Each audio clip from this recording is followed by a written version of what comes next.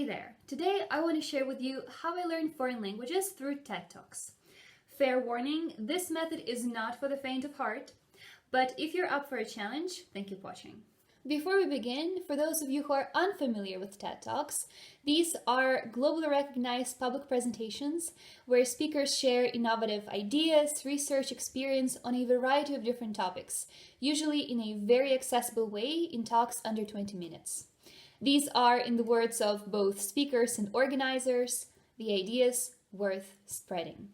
If you found yourself stuck with uninspiring and, frankly speaking, boring reading material in whichever textbook you're using, then you're in the right place. TED Talks are a perfect solution for your starving curiosity, both in terms of providing intellectually stimulating ideas, as well as giving you the necessary vocabulary to talk about the topics that you truly care about. So, how do you select which TED Talk to focus on? Sometimes you might find a TED Talk on a topic that you're genuinely interested in, but the speaker just fails to present it in an engaging way. And there can be many reasons for this, starting with their tone of voice, ending with their inability to weave a compelling story out of a collection of dry facts. And sometimes, of course, it can be vice versa. A charismatic speaker and a hopelessly dull topic. However, when it comes to selecting the TED Talk that we're going to be using for our analysis, it is paramount that you find the one who has both a great speaker and a great story. And today I'm going to show you how I would dissect a TED Talk in English, one of my favorite TED Talks of all time for that matter, so that you get a good idea of how my method works and are able to apply it to the language you're learning. So, when I was 13 and learning English, the TED Talk that I absolutely devoured was Elizabeth Gilbert's Your Elusive Creative Genius. Now, you've most likely heard of Elizabeth Gilbert as an author of Eat, Pray, Love, but in her TED Talk, she explores how her relationship with success changed after having written this mega bestseller, and also how viewing creativity as an external force can help ease the pressure on artists and help them approach their creative work in a much healthier way. You can find the synchronized transcript of the TED Talk on the official TED website, and today I'm going to be using part of it as an example to show you how I would dissect this talk. So first of all, I would write down by hand one page of transcript into my notebook. However, today, for the sake of our fragile attention spans, I'm only going to be showing you how I would analyze one paragraph as an example. So I would listen to this part of the TED Talk, write down the paragraph, and then underline unknown words and expressions, either the ones that I don't know at all or the ones that I don't remember, and this is very important, highlight the useful expressions. Let me show you what I mean by this in detail. So here we have the following passage from Elizabeth Gilbert's TED Talk, where she challenges the notion of a tortured artist. Norman Mailer, just before he died, last interview, he said, "Every one of my books has killed me a little more." An extraordinary statement to make about your life's work. But we don't even blink when we hear somebody say this because we've heard this kind of stuff for so long, and somehow we've completely internalized and accepted collectively this notion that creativity and suffering are somehow inherently linked, and that artistry in the end will always ultimately lead to anguish. And the question that I want to ask everybody here today is, are you guys all cool with that idea? Are you comfortable with that? Because you look at it from even an inch away, and you know I'm not at all comfortable with that assumption. I think it's odious, and I also think it's dangerous, and I don't want to see it perpetuated into the next century. I think it's better if we encourage our great creative minds to live. By the way, I know this is a slightly bleak passage, but it has a lot of great phrases, so let's roll with it. Here I would underline and then write down the following expressions. An extraordinary statement, to make a statement about something, one's life's work. Let's also assume that I do not know the word inherently. I would also write down inherently, and then to be inherently linked as a phrase. One thing that I like to do with negations is write down the negation of the original phrase as well. For example, here we have inherently linked, and I would also write down something and something are not inherently linked. And another thing that I really like doing is actually something that I've mentioned in my video about monolingual dictionaries. So I would look at the word and determine what part of speech it is. For example, here we have inherently. Inherently is an adverb, and from here I would discover inherent, adjective. Assuming again that I'm not familiar with this word, I would write down its translation in Ukrainian and or its meaning in English if I feel like it's more nuanced than a simple 1 or 2 word translation. And then I'd also try to come up with my own example sentence. This is for me to form some sort of personal connection, or rather an association with the word, and try to imagine how I would use it in my personal life. For example, for this particular phrase, I would say something like, for me, motivation and coffee are inherently linked. Again, this is something that I would normally say in my real life, and imagining this phrase in a sentence like that helps me better memorize it. Moving on, I would also underline to ultimately lead to something. Again, let's assume that I'm not familiar with the word ultimately. Ultimate would be my adjective. When I look up the word ultimate in Longman Dictionary, it would give me expressions like ultimate goal, aim, objective. I think they're quite useful, so I would write them down too, and then come up with my own example sentence. For example, my ultimate goal is reaching C1 level proficiency in every foreign language I speak. Then, back to our passage, we have the word odious coupled with the word assumption.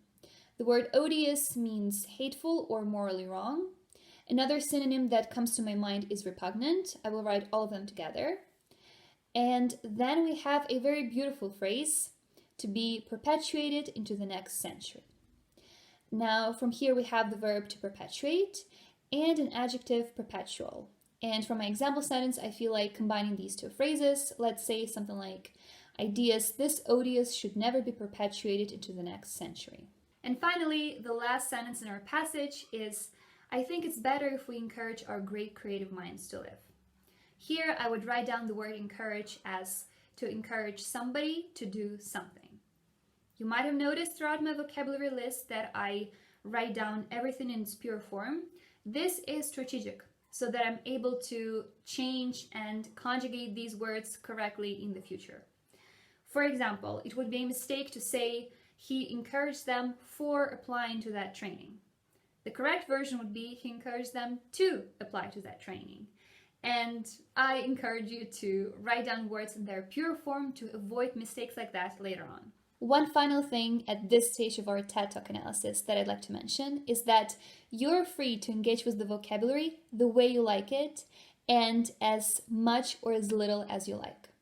For example, if you have a particular word that you're curious about, go explore it further. Look up its synonyms, antonyms, any common expressions that pops up in example sentences and so on. And equally, if there are words that you don't really care about and you don't see yourself using, feel free to skip them and move on to something else.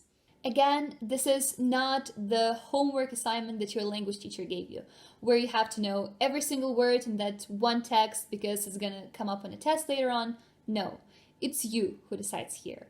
And this is the TED Talk that you've chosen and that you're hopefully enjoying. Moving on, after I have finished dissecting the vocabulary of the entire TED Talk, I will write down my thoughts and reflections using as many words and expressions from my list as I can. As far as writing goes, it can be either informal journal-style entry, or if you are feeling up for a challenge, you can even ask ChatGPT to give you a list of prompts based on this TED Talk and then write down a full-blown pro, con, or opinion essay. For example, after I watched Elizabeth Gilbert's TED, I wrote about how separating one's work from oneself reduces fear and pressure, and also about moments when creativity visited me. You might be thinking that that's it, but actually there's one final stage in our TED Talk analysis that we need to attend to. Now, after having written a couple of pages, or more if I feel like it, I would then take the list of those words and expressions and insert more of them into what I just wrote.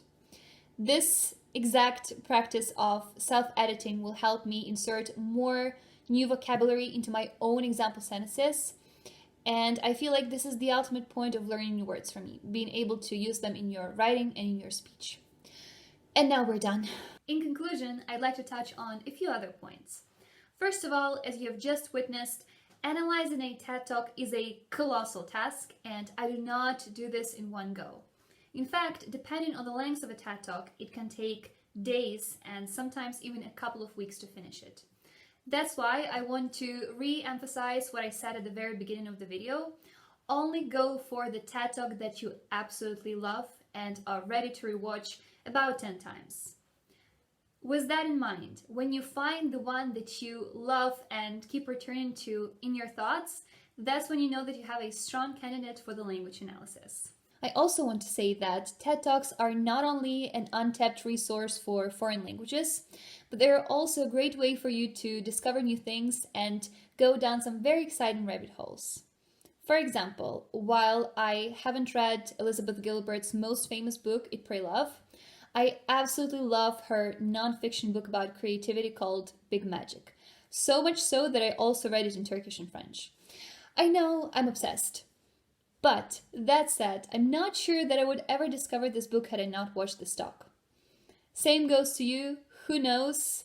You might find your own big magic there. I must also mention here that the official TED website only has TED Talks in English. So if you are learning French or any other language, you'll have to consult TEDx Talks YouTube channel, which is the official one where they publish independently organized TEDx Talks from all over the world. The beauty of it is that it has different playlists in every language you can think of, and unfortunately there are no transcripts available, so you'll have to turn on the subtitles and write them down. I know it's a bit of a hassle, but I've done this myself many times, and I promise you it's still worth it. And lastly, while this is my preferred method of working with TED Talks, you're absolutely not obliged to follow it to a T. Language learning is a game of experimenting and figuring out which method works best for you, so please feel free to tailor it to your liking. Take as much or as little of it and have fun. Language learning is an entirely different experience when you're actually enjoying it. Thank you so much for watching. Don't forget to like and comment, and I'll see you in the next video.